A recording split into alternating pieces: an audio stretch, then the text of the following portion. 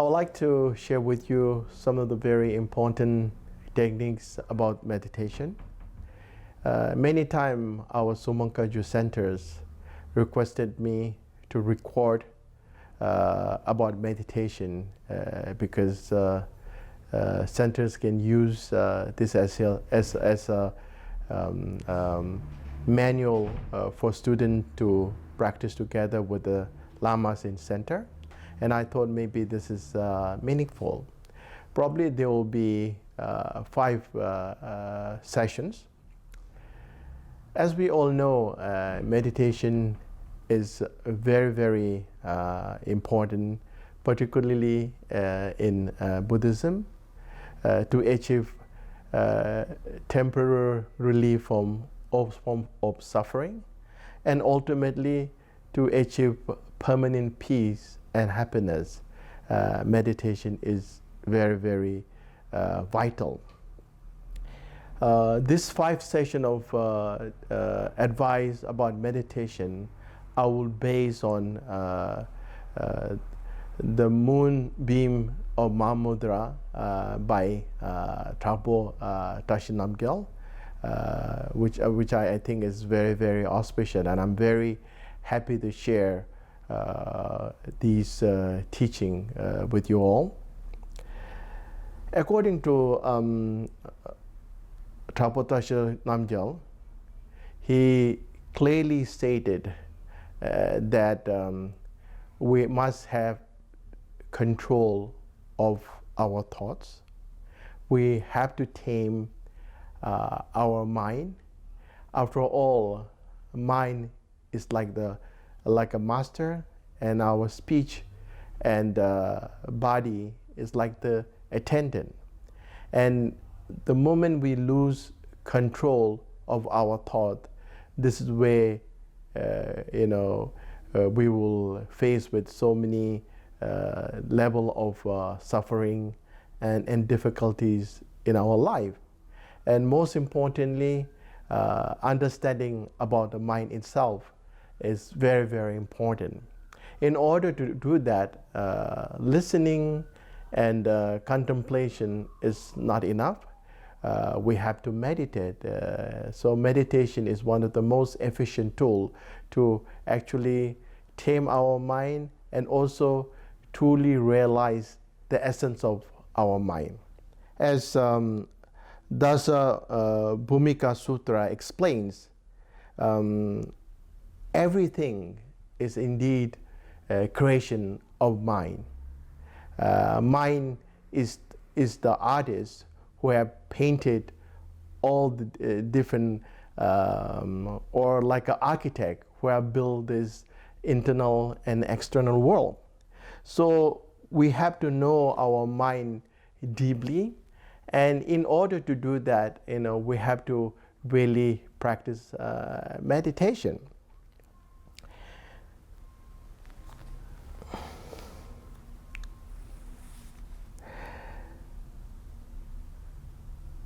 So first I would like to share with you the 2 most important point, which is how to meditate on our essence of mind, and the second is the different process of meditation. And when we start to focus on essence of our mind, this point, the main point, has 3 sub-points, which are all realities are but mental phenomena. And the second point is all deficiencies arising from not meditating on the true nature of mind. And finally, the benefit arising from meditation. So the first point, sub-point, which is all reality are but mental phenomena, explain that everything that one sees is in fact simply the projection of mind. And then if you ask how come, if it's mind, then how we see things and feel things externally, if it's mind, because a mind does not have any form or color. So how you explain this? Let me explain this first. The nature of mind is emptiness, because there's no substance at all. And second, what's the characteristic of mind? It is luminous. So it's not just empty space. There is something which wisdom is involved. And finally, the appearance of mind is spontaneous. So the reason why we are seeing things externally is not because they are there. This is simply because when we fail to recognize or realize the true essence of mind, and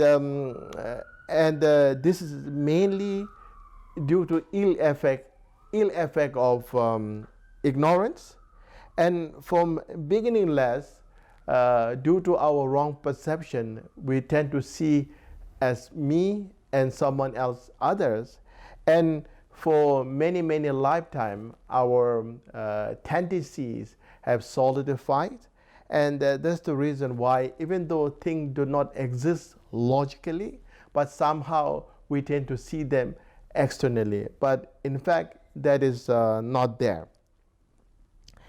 As Saraha explained, even water, when winds try to stir the water, eventually it turns, it becomes solid as rock. So mind is the one, when it starts to stir our thoughts, and then this how things are created without any basis. So it's like mind is like an architect. Architect can dream about something and think about something and start to build on his concept. So similarly, mind is the one that build everything externally and internally. So once we lose control of our mind, and there's no way to free ourselves from the suffering of world. And again, there are people may ask, how come, if there's only mind, how come this samsara and nirvana has come about? This is mainly due to ignorance and due to wrong perception. Due to wrong perception, this will create dualistic thought, and this is mainly not knowing the essence of our mind. So when we are confused, this is called samsara. The moment when we are free from the dualistic mind, then this is called nirvana. So there is actually there's not vast differences between samsara and nirvana. When you are confused, this is called samsara, and once we are free from this confusion, and this is called nirvana. So basically it points to our mind. Mind is the one that creates everything. Like for instance, like when you look at on the mirror, you will see yourself there, but actually you are not there, but you can still able to see due to different cause and condition.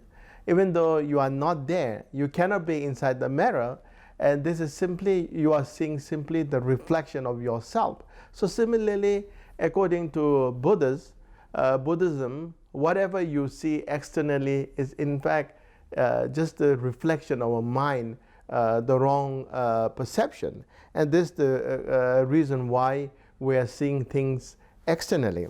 Without proper listening, without proper contemplation, and most importantly, without meditation, we won't be able to free.